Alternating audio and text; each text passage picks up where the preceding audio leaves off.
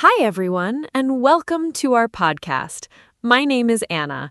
Today, we are going to talk about time management. This is a very important topic. Many people feel they do not have enough time. They feel busy every day. But maybe the problem is not the time. Maybe the problem is how we use the time. I think it is possible to learn good habits.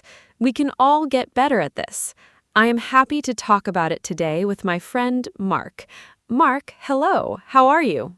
Hello, Anna. I am very happy to be here. Thank you for that introduction. Yes, time management is a great topic. I think about it a lot. Every morning I wake up and I think, what do I need to do today? Sometimes I have a long list, and sometimes I do not do everything on the list. I feel bad about that, but I am learning. I think small changes can help a lot. I want to share some simple ideas today. I hope our listeners find them useful. Let us begin. Great. So, Mark, let us start with a basic question. What is time management? Can you explain it in simple words? I think some people hear this phrase and they feel confused. It sounds very professional, but I think it is not so difficult to understand. Time management means we plan how to use our time. We decide what to do first and what to do later. We try to use our time well. Does that sound right to you, Mark? I think it is a simple idea, but it is not always easy to do in real life. Yes, Anna, I agree completely. Time management is simple to understand, but not always simple to do. It means you are the boss of your time. You decide what is important. You decide what to do now and what to do tomorrow. For example, if I have a big project at work, I plan my time for it. I do not wait until the last minute. I start early. This helps me feel less stressed. I think the key word is plan. If you have a plan, you feel more in control of your day, and that feels really good. I love that, being the boss of your time. That is a great way to say it. So, Mark, why do you think time management is important? I think many people know they should manage their time better, but they do not start. They say, I will do it tomorrow. And then tomorrow comes and they say the same thing again. It's a cycle.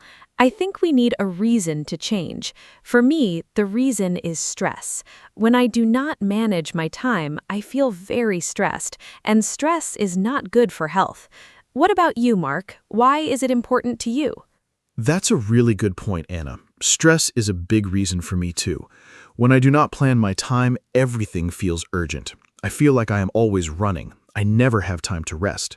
And then I feel tired and unhappy.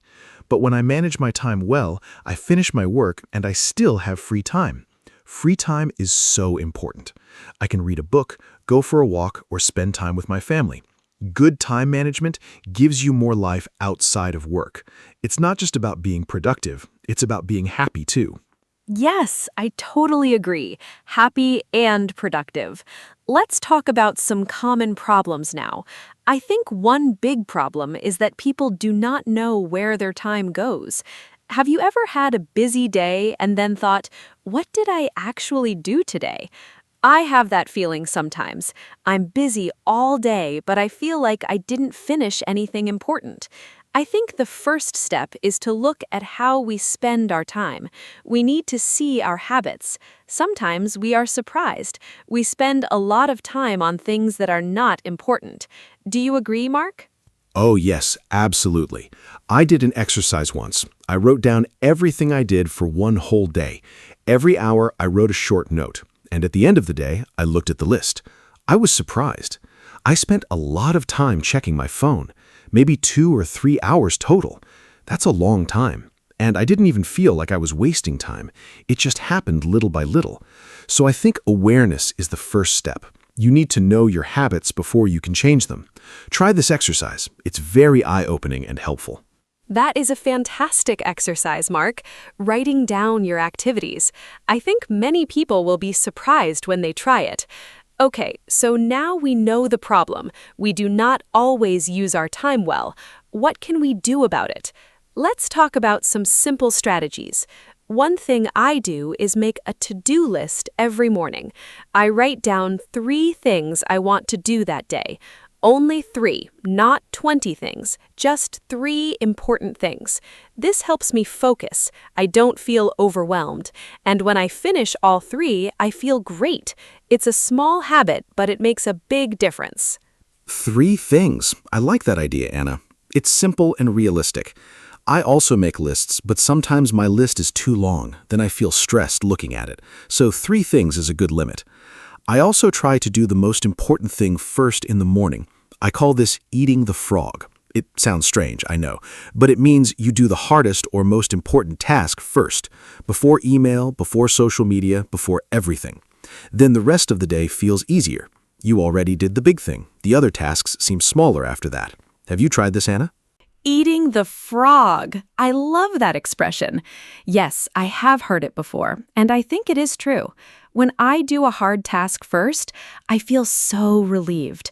The whole day is better after that. But sometimes it is hard to start with the hard thing. Our brain does not like hard things. We want to do easy things first. It's natural.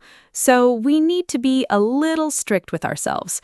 Maybe we say, no email until I finish my first task, or no coffee until I start the big project. We use small rewards to help us. Does that work for you, Mark? Yes, rewards really help. I use them all the time. For example, I tell myself, after I write this report, I can have a cup of coffee and a short break. The coffee becomes my reward. It sounds small, but it really works for me. Our brain likes rewards. It makes work feel more like a game. You finish a task, you get a reward. It's a simple system. I think the key is to make the reward something you really enjoy. And the reward should come right after the task, not much later, immediately after. That way your brain connects the reward with finishing the task. Rewards and tasks. I love this idea. Now let us talk about something else. Distractions. I think this is one of the biggest problems today. We have so many distractions. Our phones, social media, messages, emails, they never stop. Every few minutes, something wants our attention, and each distraction breaks our focus. Then it takes time to focus again after a distraction. Studies say it can take more than 20 minutes to fully focus again after a distraction. That is a lot of lost time in one day. Mark, how do you deal with distractions? Do you have any tips? Distractions are really difficult. I think the phone is the biggest one for most people, including me. My solution is simple. I put my phone in another room when I need to work. If I can't see it, I don't think about it as much. I also turn off notifications. I don't need to know every time someone likes my photo or sends a message. I check my phone at specific times, for example, once in the morning and once in the afternoon. This way I stay informed, but I'm not checking it all the time. It was hard at first, but now I feel much better and more focused during work time. Okay, let us now talk about planning. I think planning is the heart of time management. If you have a good plan, you know what to do and when. You don't waste time deciding. You just follow the plan. I plan my week every Sunday evening. I sit down with a cup of tea and I look at the next week. I write important things in my calendar, appointments, meetings, deadlines. Then I also think about personal goals. Maybe I want to exercise 3 times this week or finish a book. I put these in the calendar too. Then Monday morning, I already know my week. It feels good. Weekly planning is a great habit, Anna. I do something similar. On Sunday or Monday morning, I look at my week. I ask myself, what are the 3 most important things I need to do this week? Not for work only, but for life also. Maybe one thing is work, one thing is health, and one thing is family. I try to balance different areas of life, because time management is not only about work, it's about your whole life. If you only manage work time, you might forget your health or your relationships. A good plan includes everything that's important to you as a person. Balance is so important. You're right, Mark. We should not only think about work. We need time for everything: work, family, health, hobbies, rest. I think rest is often forgotten. Many people feel guilty when they rest. They think, I should be doing something. But rest is not lazy. Rest is necessary. When you rest, your brain recovers. You become more creative. You make better decisions. You are more patient with people. Without rest, everything gets harder. So I tell people, plan your rest time too. Put it in your calendar. Protect it like you protect a work meeting. Rest is a meeting with yourself. A meeting with yourself. I love that, Anna. That is a beautiful way to think about it. I used to feel guilty about taking breaks. I thought working all the time meant I was productive, but actually working without breaks makes you less productive over time. You make more mistakes, you feel tired, your ideas stop coming. Now I take short breaks every hour or so. I stand up, walk a little, drink some water, just 5 or 10 minutes, and then I come back to work feeling more fresh. These small breaks actually help me do more work, not less. So breaks are an investment in productivity. An investment in productivity, yes. Short breaks are so helpful. Now I want to talk about a technique that many people use. It's called the Pomodoro technique. Have you heard of it, Mark? It's a very popular method for managing time and staying focused. The idea is simple. You work for 25 minutes, then you take a 5-minute break. Then you work for 25 minutes again. After 4 rounds, you take a longer break, maybe 15 or 30 minutes. You use a timer. The word Pomodoro means tomato in Italian. The person who invented it used a tomato-shaped kitchen timer. Isn't that fun? Yes, I know the Pomodoro technique. It is a great method. I've used it many times. The timer really helps. When you have 25 minutes, you focus because the time is limited. You think, I only have 25 minutes, so I must concentrate now. And the break is also nice because you know it is coming. You do not feel like you are working forever. You think, just 25 minutes, then I can rest. It makes hard work easier to start. Many people find it hard to begin a task, but starting a 25-minute session is not scary. It's a small and manageable amount of time. Exactly. Starting is often the hardest part. Once you start, it is easier to continue. The Pomodoro helps you start. Okay, let us talk about something that I find very interesting, the idea of time blocks. This is when you plan your day in blocks of time. For example, from 9 to 11 is for deep work. 11 to 12 is for email and messages. After lunch, maybe meetings. Then in the afternoon, creative work. Each part of the day has a purpose. You do not mix everything together. This way, your brain knows what kind of thinking to do. It is more efficient. Does this sound useful, Mark? Do you use time blocks?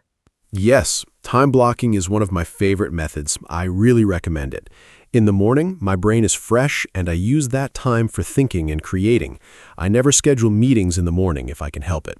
Meetings take energy and time. I prefer mornings for my own work. Then in the afternoon, I do easier tasks like emails and calls. I match the task to my energy level. When I have high energy, I do hard things. When I have low energy, I do easy things. I think this is called working with your natural rhythm, and it makes a big difference in how much you can get done each day. Working with your natural rhythm. That is a great concept. Not everyone is the same. Some people work best in the morning. Other people work better at night. We are all different. I think it is important to know yourself. When do you feel most alert? When do you feel most creative? Plan your hard tasks for those times. Do easy tasks when you feel tired.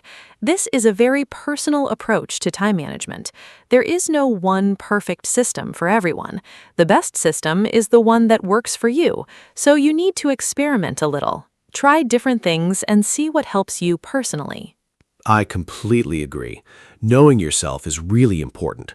I'm a morning person. I wake up early and feel great. By 8 o'clock in the evening, I'm tired and I cannot focus well.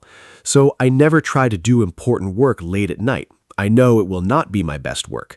But my sister is totally different. She works best at midnight. She is very creative at night. We are all different. So I always say, do not copy someone else's schedule exactly. Take ideas, but adapt them to your own life and body. What works for your friend might not work for you at all. That's okay. Your sister sounds like me sometimes. I like working in the evening too. Okay, let us talk about something very common, the feeling of being overwhelmed. I think many people have this feeling. You look at your to-do list and it is very long. You have so many things to do, and you don't know where to start, so you feel stuck. You might even start to do nothing because everything feels too big. This is called being overwhelmed. Have you felt this way, Mark? I think most people have at some point.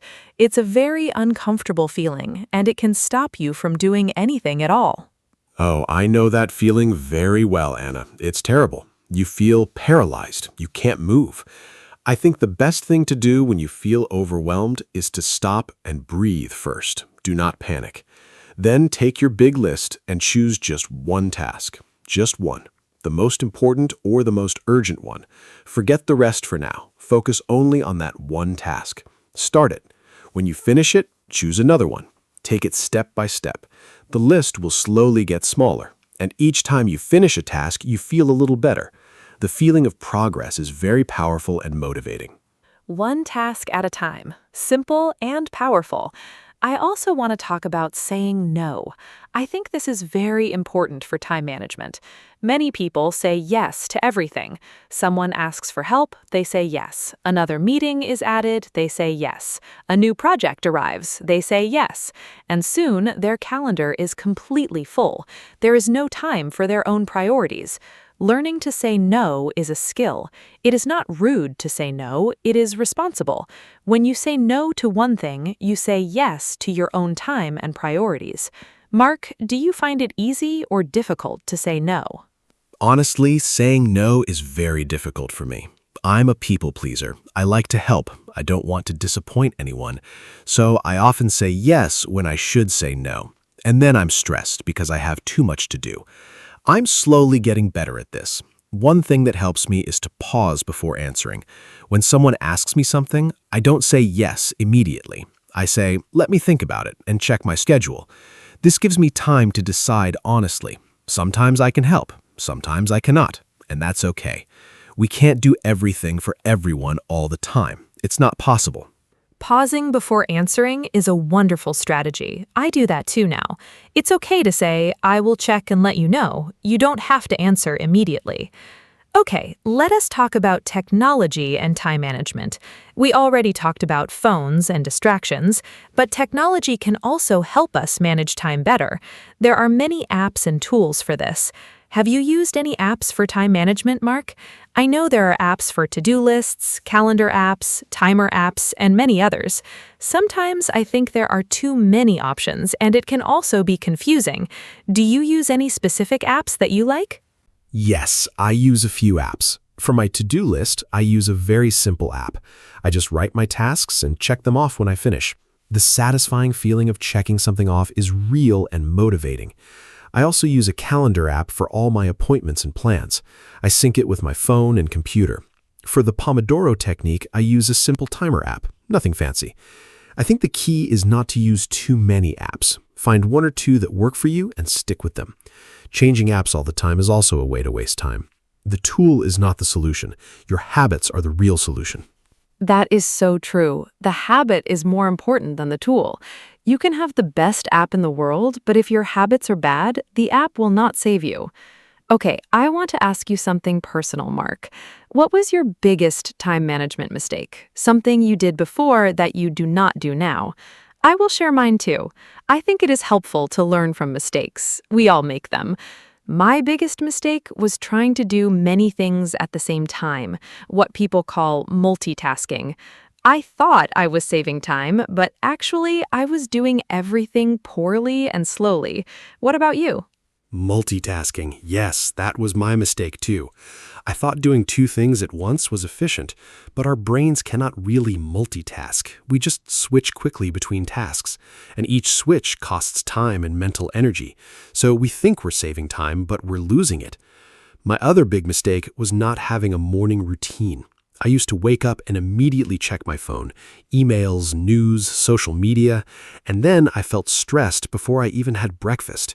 Now I have a calm morning routine first. A little exercise, breakfast, some quiet time. Then I check my phone. My mornings are much better now.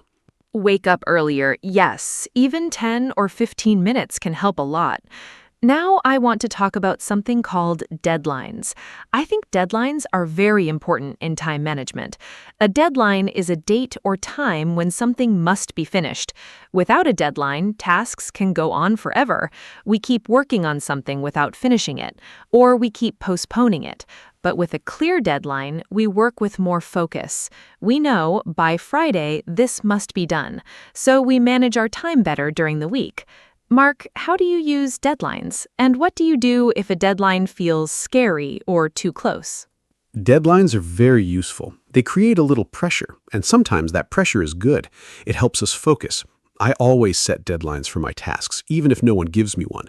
For example, if I need to write a report and my boss says, do it when you can, I still set a deadline for myself. Maybe I say, I will finish this by Wednesday. Without that, I might wait and wait. If a deadline feels scary, I break the big task into small steps. Each step has its own small deadline. Then the big deadline is not so scary. It's just a collection of small steps, and small steps are easy to take. Breaking a big task into small steps, I love this strategy. It's called chunking, I think. You take a large task and divide it into many small parts. Each small part is easy to do, so you never feel overwhelmed. You just do one small part, then another, and before you know it, the big task is done. I use this method for big projects at work. I look at the whole project and I think, what are all the steps to finish this? Then I put each step on my calendar with a deadline. The big project becomes a simple plan. It's a really effective way to deal with large tasks. Yes, chunking is a fantastic strategy, and it also helps with procrastination. Procrastination means you delay doing things. You keep saying, I will do it later, I'll start tomorrow. But tomorrow never comes. Often we procrastinate because the task seems too big or too hard. But if you break it into very small parts, it's not so hard. You can start with just 5 minutes on the task. Often you will continue after 5 minutes because you already started. Starting is the hardest part. Once you're working, the momentum carries you forward. So make the first step very, very small and easy to take. Procrastination, such a common problem. I think almost everyone does it sometimes. I certainly do. One thing that helps me is to think about how I will feel after I finish the task. I imagine that feeling of relief and pride, and then I want that feeling. So I start working to get that feeling. It's a way to motivate yourself with your imagination. Another thing that helps me is to make my workspace nice. If my desk is clean and comfortable, I feel more motivated to sit down and work. A messy desk makes me feel tired and unmotivated. So I tidy my desk before I start working. It makes a real difference. A clean workspace is so important, I agree. When everything around you is messy, your mind feels messy too. And when your workspace is clean and organized, your mind is clearer. This is not just a feeling. Some research shows that a clean environment helps with focus. I also like to have good lighting. Natural light is the best. I sit near a window when I can. And I like to have a glass of water on my desk. Small things make a difference. Creating a good environment for work is part of time management. You're setting yourself up for success before you even start the first task. Setting yourself up for success. I really like that phrase. Okay, we're getting close to the end of our conversation today. I want to talk about one more thing, the balance between being productive and enjoying life. I think some people take time management too seriously. They plan every minute. They feel guilty if they are not doing something useful. But life is not only about being productive. We need to laugh. We need to enjoy small moments. We need to be present with people we love. Good time management should give you more time for joy, not make your life feel like a strict schedule. What do you think, Mark? I completely agree, Anna. Time management is a tool, not a prison. The goal is more freedom, not more stress. If your time management system makes you feel anxious, something is wrong. Adjust it. Make it work for your life, not against it. I also think rest and play are productive in their own way. When you rest, you come back stronger. When you play, you get new ideas. When you spend time with loved ones, you feel happier and healthier. And happy, healthy people are more productive. So enjoying life is not a waste of time. It is actually one of the most important things you can do. Beautifully said, Mark. Time management is about living better, not just working more. Now, I would love to know, what is the one piece of advice you would give to a total beginner? Someone who wants to start managing their time better but does not know where to begin. There's so much information available, it can be confusing. If someone listens to this podcast and wants to change just one thing, what would you tell them? What is the most important first step? I have my answer ready, but I want to hear yours first. What is the single best advice you can give? My number one advice is this: start simple. Do not try to change everything at once. Just do one thing. My suggestion is to write 3 important tasks every morning before you start your day. Just 3, not 20, not 10, 3. Do those 3 things first before you get distracted. At the end of the day, look at your list. Did you do all 3? If yes, wonderful. If not, that's okay. Try again tomorrow. Do this every day for 1 month. It will become a habit. And from this one small habit, other good habits will grow naturally. Simple is always better when you are starting something new. I love your advice, Mark. 3 tasks per morning, simple and powerful. My advice is very similar. I would tell a beginner to just start. Do not wait for the perfect system or the perfect moment. Start now with something very small. Maybe just write a to-do list today. Maybe just turn off notifications for 1 hour. Pick one small thing and try it today. Progress, not perfection. Even a tiny change is better than no change. And celebrate your small wins. If you finish your 3 tasks today, feel proud. Tell yourself, I did well today. Positive feelings help you continue. Be kind to yourself on this journey. Yes, be kind to yourself. That is so important. We sometimes talk to ourselves very harshly. We say, I am lazy, I have no discipline, I never finish anything. These thoughts are not helpful. They make us feel bad and unmotivated. Instead, try to be your own coach, not your own critic. Say, okay, today was not perfect, but I did something. Tomorrow, I will try again. Progress is not always a straight line. Some days are better than others. That is normal and human. The key is to keep going, to try again. Each small step forward counts, and over time, small steps add up to big changes in your life. Be your own coach, not your own critic. What a beautiful message. I think that's a perfect way to end our conversation today. We talked about so many things: what time management is, why it is important, common problems like distractions and procrastination, useful strategies like to-do lists, time blocks, morning routines, and the Pomodoro technique. We talked about saying no, deadlines, and the importance of rest and balance. I hope our listeners found all of this helpful. Remember, you do not need to do everything at once. Just start with one small step. Mark, any final words before we say goodbye today? Just a few final words. Thank you, Anna, for this wonderful conversation. It was so enjoyable, and I learned things too, even from talking about what I already know. I want to say to everyone listening, your time is valuable. It is the most precious thing you have. You cannot get it back, so use it with care and intention.